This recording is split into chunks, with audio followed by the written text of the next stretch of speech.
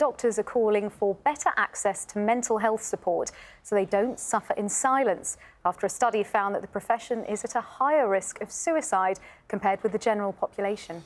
Female physicians are at even greater risk. This is according to the British Medical Journal. Tell us more.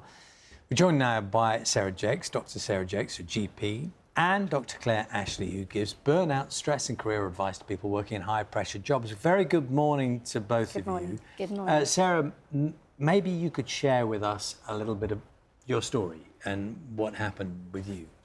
Of course. Thank you for asking me to come on. So I'm a GP of 17 years and have worked full-time all of my career. And probably for the last 10 years of my 17 years as a GP, the intensity of work has just been increasing and increasing. And probably for that length of time, I have been doing 50 to 60 hours a week, which would mean that I'm working on my day off, mean I'm working my weekends, means I'm working nights. And that intensity of work has just been increasing. The complexity of the work that we're dealing with has been increasing. The number of appointments, the number of patients we're having to see, all increasing. And it becomes very much a struggle to try and keep up with that demand and fill those gaps that we're expected to do. Without the resource or the support to do that. And the effect on you was what?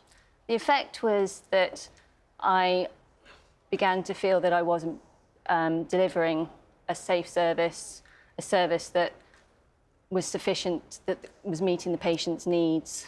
I felt that inadequate, really, and angry about the situation that I'm making all these sacrifices, but actually felt like I was achieving nothing.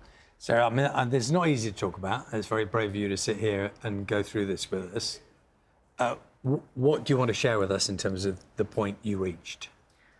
I think for me, it wasn't, it was a sudden light bulb moment for me that I couldn't carry on like this.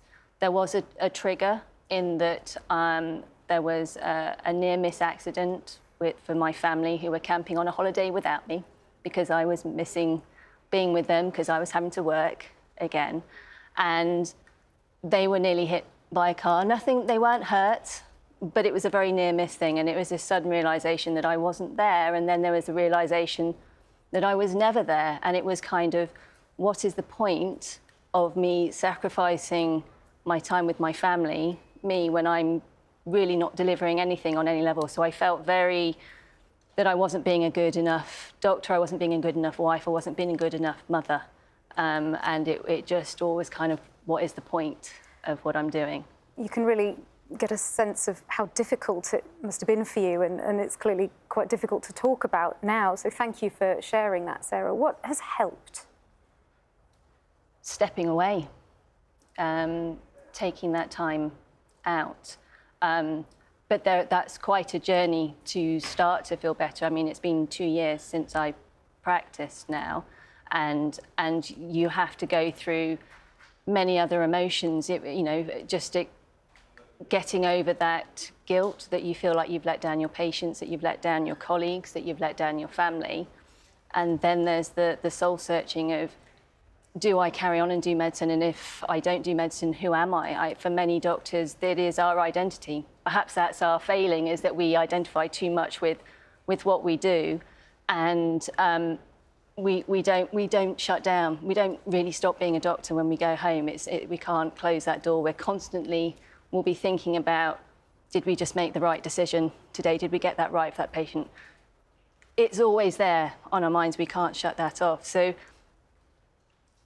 And of course, you're driving along, there's a car accident on the road, you're a doctor, you're meant to help. You can't switch off being a doctor.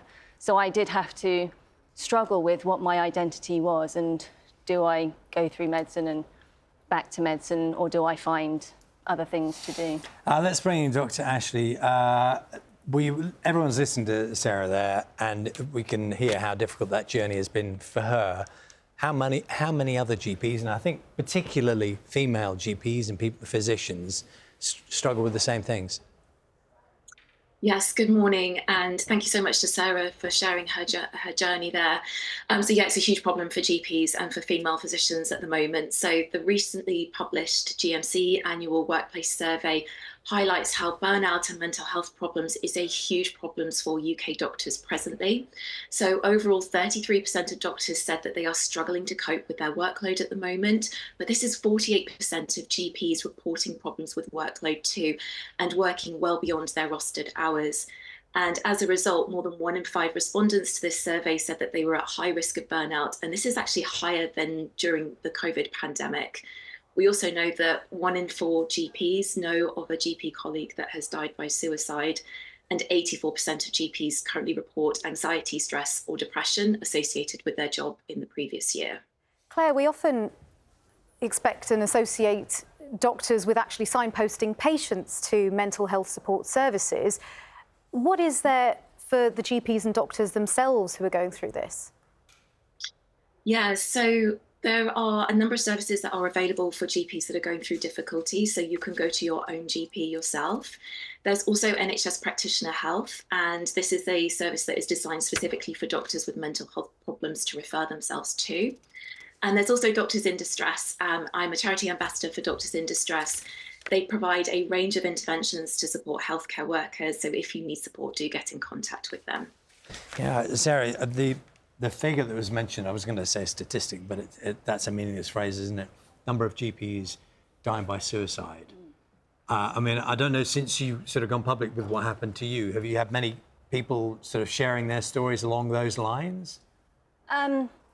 Not me personally. I think there is still, especially with healthcare professionals, we don't consider ourselves to be human. Other people, and to admit that we're weak and that we're not strong enough is quite a hard thing to do. So I think people tend to hide it a lot and keep it to themselves. Do you mean partly because you are in the medical profession?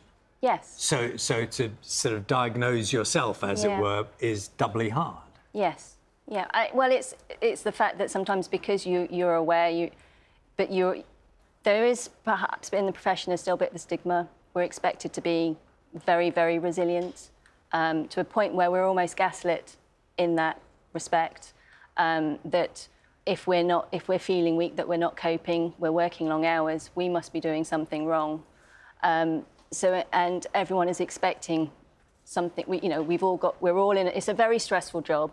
We know that from the onset. We know that we're dealing with very emotive situations. We know we're managing an awful lot of risk. We understand that, but it's when you're suddenly finding you can't cope with that, but you feel it's just something that you feel you should be stronger. You feel you should be able to deal with that. You know, I'm thinking, Dr. Ashley, there are parallels here with all sorts of other, well, just regular people, not just physicians, where maybe that first conversation, that first time you say to someone else that you're really struggling is possibly the hardest step. And maybe, as Sarah was saying, almost amplified within maybe a GP practice.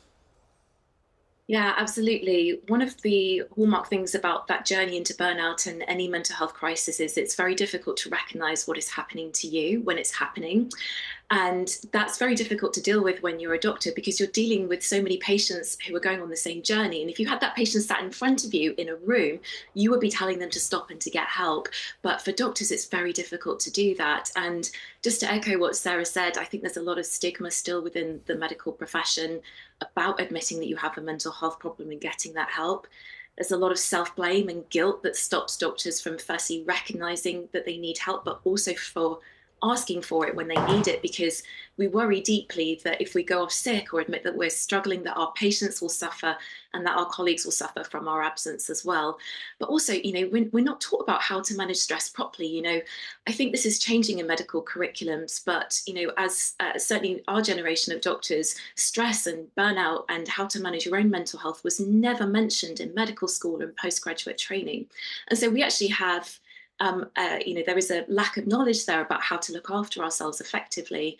And being a GP is actually a very isolating job. We might work in surgeries, but we're autonomous practitioners and we tend to work in silos. It's far too easy when you're struggling and you need to get the work done to keep your door closed, to not take your breaks, to not spend time with your colleagues, which we know is protective against burnout and the development of mental health problems. And yes, obviously talking about other professions as well, there are lots of other professions where the workplace is very stressful and it's very easy to end up in this position as well. Dr. Ashley, thank you very much for your time this morning. And Sarah, Dr. Jacques, thank you so much. Thank you. Thank you.